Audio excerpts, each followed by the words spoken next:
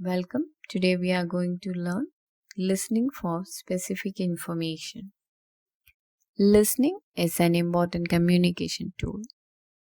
Listening is hearing with intention, and the development of listening skill hold the key to effective communication. Listening is a voluntary and serious activity. If you can be a good listener, you can talk well. There are few listening challenges you may be facing. Let's check it. Listening challenges.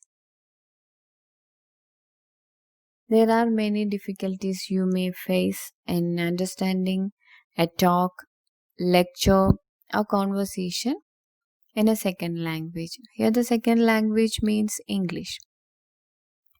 The cause of these difficulties may be from the speaker side, like the speaker is talking very quickly, so you are not able to follow. This may be the reason, or the situation, like background noise, and maybe lack of visual clue, or limited vocabulary, and maybe lack of knowledge of the topic, and inability to distinguish individual sounds. To overcome these difficulties, we need some skills. So, shall we try together to achieve the listening skill? The first one is predicting content. Before listening a lecture or a news report or a conversation, you can predict, you can try to predict what you are going to hear. When you are trying to predict the topic of a talk or a conversation, all the related vocabulary stored in your brains will be activated to help you to understand the context, what you are listening to. Depending on the context, you can often predict the kind of words and style of language the speaker will be using. For example, imagine you have just turned on your TV. You see a man in a suit standing in front of a large map with the symbols of a sun, clouds, and thunder. What do you imagine he is about to tell you? Most likely, this is going to be a weather forecast. You can expect to hear words like sunny, windy, and overcast.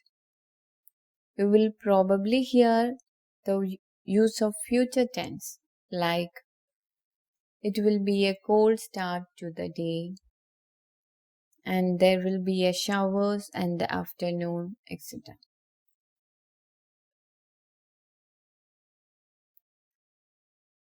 I would like to give an exercise for you to practice predicting content. Watch or listen to a recorded TV program or clip from YouTube. Pause after every few sentences and try to predict what is going to happen or what the speaker might say next. Try it now. Okay. The second one is listening for gist.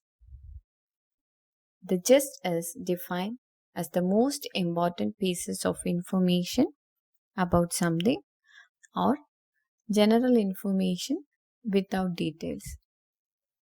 Listening for gist is when you try to understand what is happening even if you can't understand every phrase or sentence. For example, words like food, friends, fun, park, and sunny day have their own meanings, right? But when you hear the same words in sequence, they help you to understand the context. Can you guess the context here?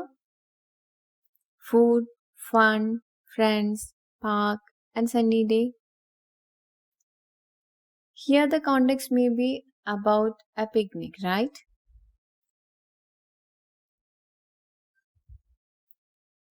Like that, you have to practice. I'll give you a task to practice listening for just. Find a short video with subtitles on a topic that you are interested. Use the subtitle to predict the content and then listen to the content words. Go back and listen again with the subtitles. How much did you understand the first time? Return to the video a week later and try again. Third one is listening for details. Here you have to narrow down your search to get the details you needed.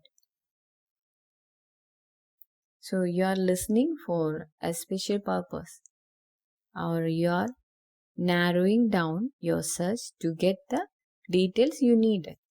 For example, in a listening test, if you are asked to write down the age of a person,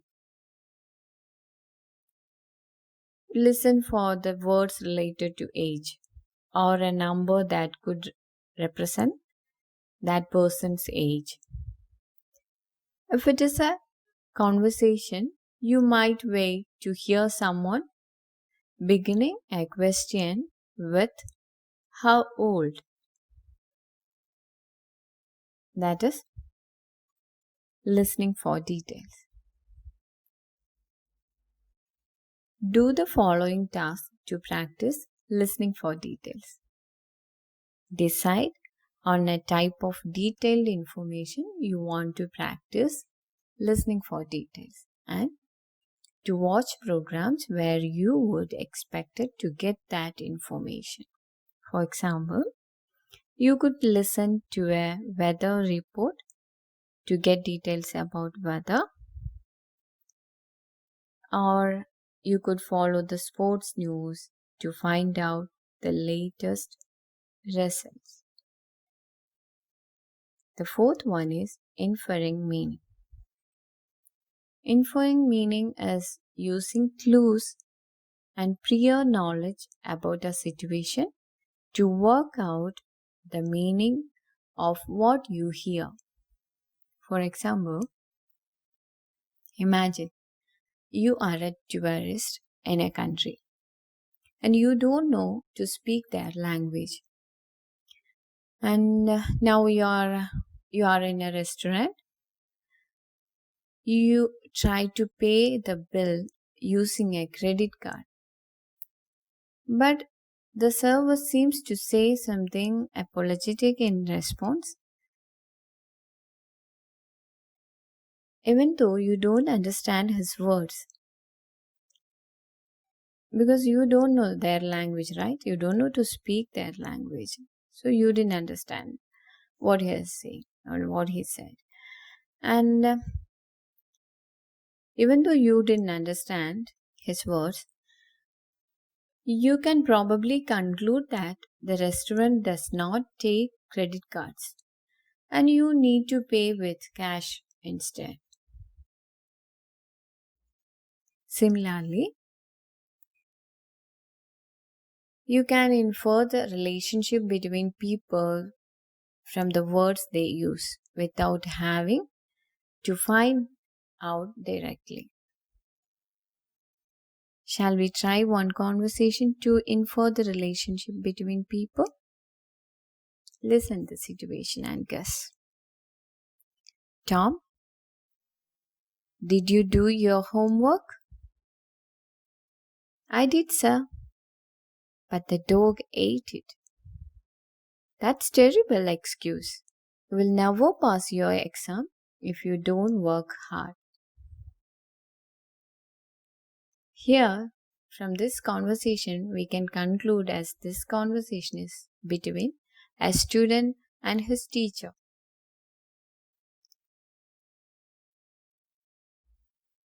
How we can come to this conclusion? From the words homework and exam. So, from these two words, we can reach the conclusion that this conversation is between a teacher and a student. Hope you got an idea and you can practice well. Thank you.